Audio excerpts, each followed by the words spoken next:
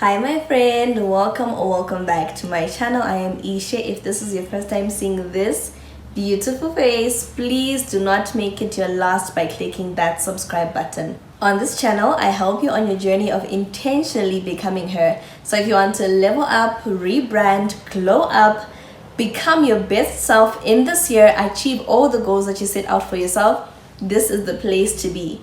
So go ahead and click that subscribe button to join the friend squad. If you're a returning friend, I love you so much. Thank you so much for coming back for yet another video. I appreciate your support so much. In this video, we're going to be talking about 5 grown woman habits that girls learn too late. So you notice that the transition between being a girl and being a woman can be a bit blurry, and there are a lot of habits that are very important that can help you to level up to become her, that a lot of girls learn too late, a lot of young women learn too late. But have no fear, I am here to unpack 5 of these that you can start working on if you hadn't already adopted them, to become your best self, to become that grown woman that you want to be, to intentionally become her.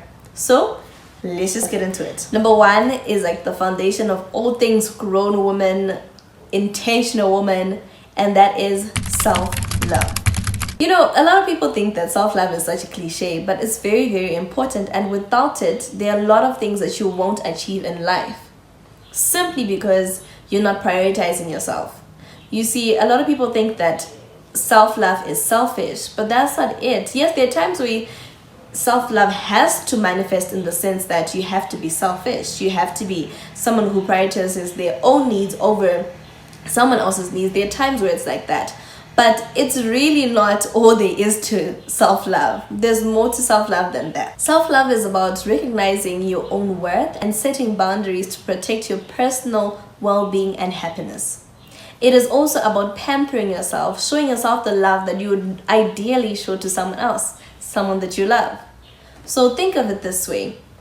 You know that thing that you do for someone that you really love. You want them to be happy, you want them to be comfortable, you take care of them, you want them to feel adored, you want them to feel appreciated, you want them to feel loved, and even vice versa. That's something that you may want someone else to make you feel. You want people to make you feel loved. You want people to make you feel seen. Probably not people, probably just want that one person, right?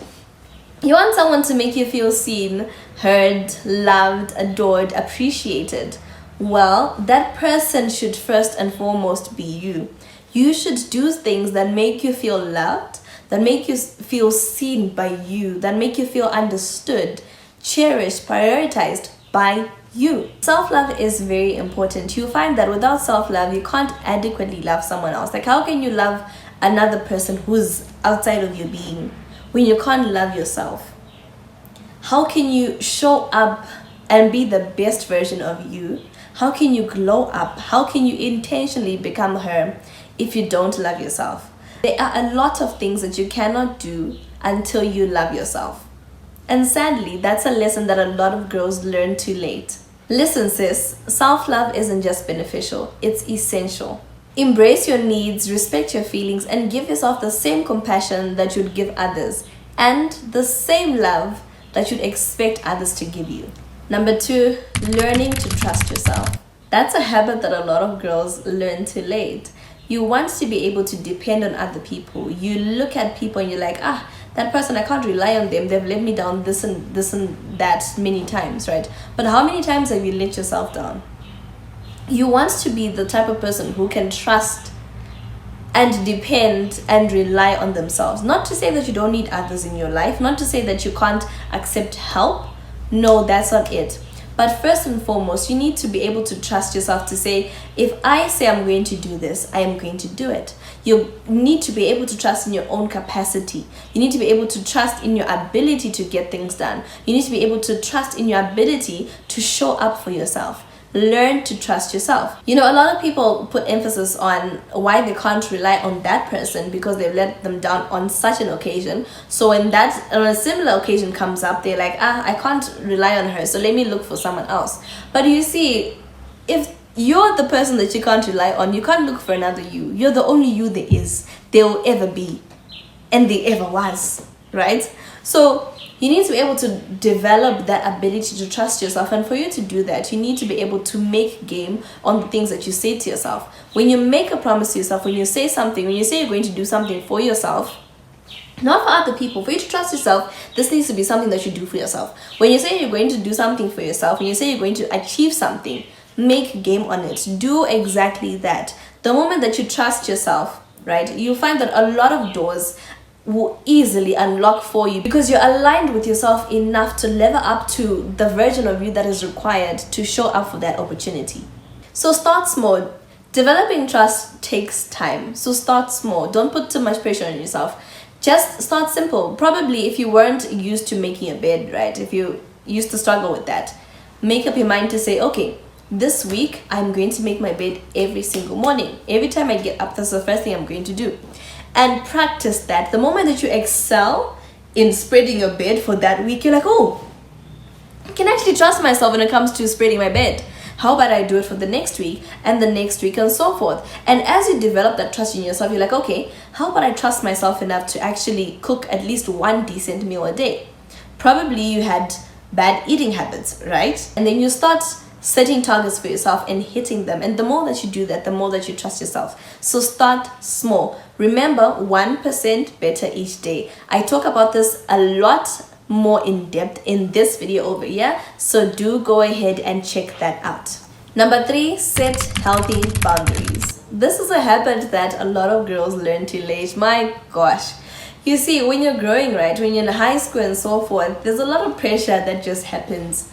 You know, you can't set, by that age, right, very few are able to set healthy boundaries. Very few people are actually able to say, no, I don't want this. This is not my path. I don't want to do this. I don't want to do that, right? But now you're not a girl anymore, my friend. You can't just be accepting everything as it comes. You can't just be riding every wave as it comes, right? As a grown woman, the habit of setting healthy boundaries is a necessity. You need to be able to determine what you deserve and stick by it. No matter what people say about you, no matter whether or not they view you as stuck up, that is your boundary and you're going to have to follow it. You need to develop the mindset that this is my boundary, and because this is the boundary that I set, you are going to have to follow it.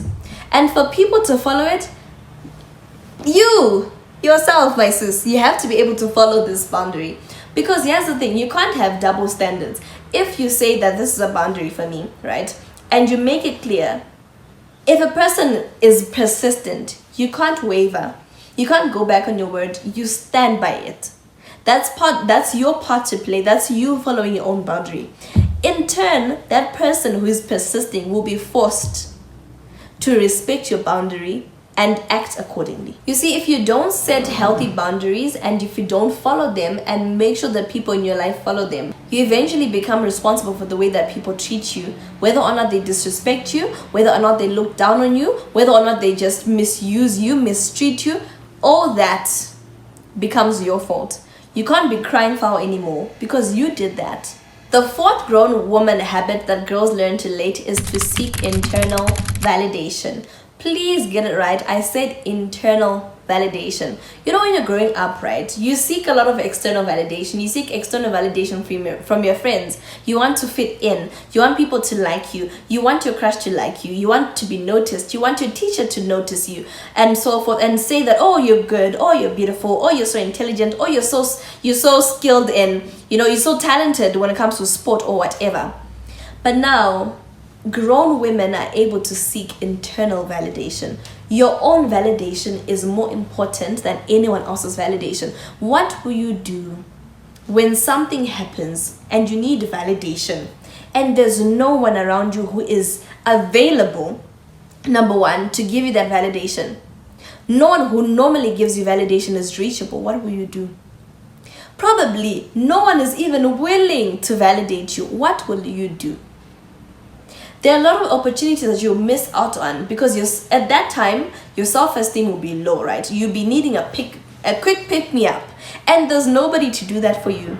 You need to be able to pick yourself up. You need to be able to internally validate yourself. You need to be able to give yourself those flowers, buy yourself those flowers, tell yourself that you're great, tell yourself that you're intelligent, look yourself in the mirror and say, oh my gosh, I'm beautiful. Oh my gosh, I'm capable. That is very important when you're going through a situation.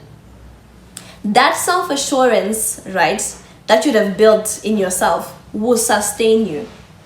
When you've done something right, when you've done something good and you think this is absolutely amazing, don't be too quick to look for someone to praise you. Praise yourself first. Seek internal validation. That is a grown woman habit that, my sister, if you haven't yet developed it, you need to develop it now. Now, the last grown woman habit that a lot of girls learn too late is gravitating towards healthy relationships. My friend, your relationship should replenish you, not diminish you. It's great to be in a relationship, but when you constantly find yourself angry, depressed, feeling unmotivated, feeling low, feeling like you're unappreciated, feeling like you're unwanted, that's not something that you need to continuously stay in. That's a relationship that you need to quickly get yourself out of. Healthy relationships should motivate you, should inspire you to do bigger things, to be better, to achieve better things. But now if you find yourself having to tone yourself down, having to lower your ambitions, having to give up opportunities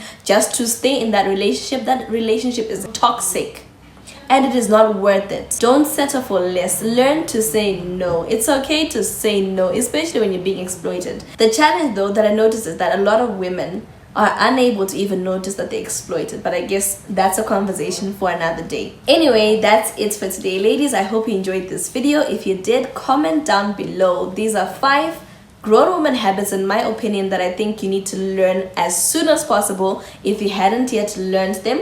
Let me know what you think in the comments. Give this video a thumbs up if you enjoyed it. Thank you so much for watching this video up to this far. Subscribe if you haven't done so already. I really appreciate it if you subscribe, guys.